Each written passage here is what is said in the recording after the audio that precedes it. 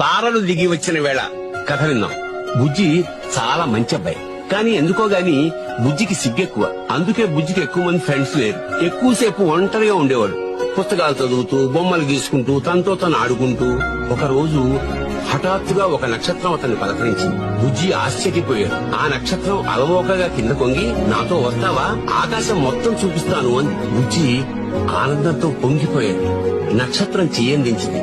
బుజ్జిని ఆకాశంలోకి తీసుకెళ్ళింది. బుజ్జి మైమర్చిపోయాడు. పాలపుంతల్లో పరిగెత్తాడు. గ్రహాలతో నేలాబండ ఆడాడు. చంద్రుడితో దాగుడు మూతలాడాడు. అలా ఎన్నెన్ని రాత్రుల్లో ఓ రాత్రి ఎందుకో ఆ నక్షత్రం మాయమైపోయింది.